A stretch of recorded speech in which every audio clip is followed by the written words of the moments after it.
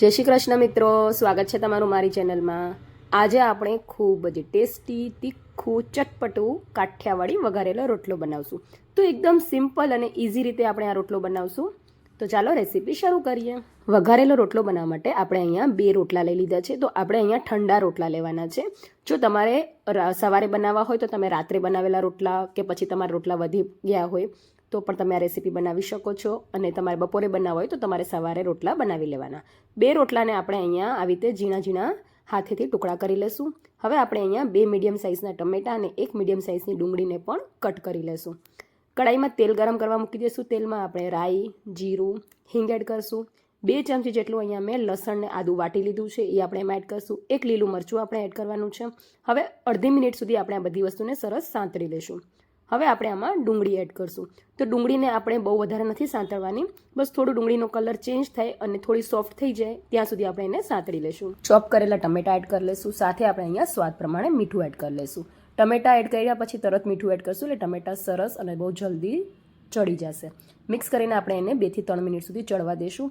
તો અહીંયા હું થોડુંક તીખું બનાવું છું। જો તમારે તીખાશ તમારા હિસાબે ઘટવટ કરી લેવાની। ઠંડીમાં ગરમા ગરમ અને તીખું ખાવાની મજા આવે એટલે હું થોડુંક વધારે તીખું બનાવું છું। તો અહીંયા મેં 1 ચમચી કાશ્મીરી લાલ મરચું પાવડર, 1 ચમચી ધાણા જીરું પાવડર, અડધી નાની ચમચી હળદર, અડધી નાની ચમચી ગરમ મસાલો એડ કર્યો છે। જો તમારે ગરમ મસાલો એડ ન કરવો હોય તો તમે સ્કીપ કરી શકો છો। હવે મસાલાને સરસ આપણે ડુંગળી ટમેટામાં મિક્સ કરી લેશું અને અહીંયા આપણે 1 ગ્લાસ છાશ એડ કરવાની છે। તો અહીંયા મેં છાશ થોડીક ખાટી લીધી છે, બહુ વધારે ખાટી છાશ આપણે નથી લેવાની। અને તમારે જો બહુ ખાટો ટેસ્ટ ગમતો હોય તો તમે ખાટી છાશ લઈ શકો છો। અહીંયા હવે એક ઉભરો આવી જાય એટલે આપણે અહીંયા લીલી ડુંગળીના જે લીલો ભાગ હોય એ આપણે એડ કરવાનો છે ઉપરથી। અને પછી આપણે જે રોટલાને કટકા કરીને રાખ્યા હતા એ રોટલો પણ આપણે એમાં એડ કરી લઈશું અને 2 થી 3 મિનિટ સુધી સરસ એવું એને મિક્સ કરીને ચડવા દઈશું। તો અહીંયા હું થોડુંક લિક્વિડ ફોર્મમાં બનાવું છું એટલે હું અહીંયા છાશ એડ કરું છું। જો તમારે એકદમ ઘટો કોરો રોટલો બનાવવો હોય તો તમે છાશની જગ્યાએ દહીંનો ઉપયોગ પણ કરી શકો છો। તો આપણે તમે જોઈ શકો છો 2 થી 3 મિનિટ સુધી સરસ એવું ચડી ગયું છે અને રોટલો પણ એકદમ સરસ તમે જોઈ શકો છો બની ગયું છે।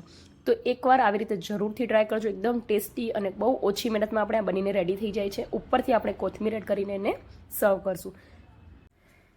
તો તમને મારી આ રેસીપી કેવી લાગી મને કોમેન્ટ કરીને જરૂર જણાવજો। અને હા, વિડીયો ગમ્યો હોય તો વિડીયોને લાઇક કરી લેજો। મારી ચેનલમાં પહેલી વાર આવ્યા છો તો ચેનલને સબસ્ક્રાઈબ કરી લેજો, જેનાથી તમને આવી દરેક નવી અને ટેસ્ટી રેસીપીના નોટિફિકેશન મળતા રહે।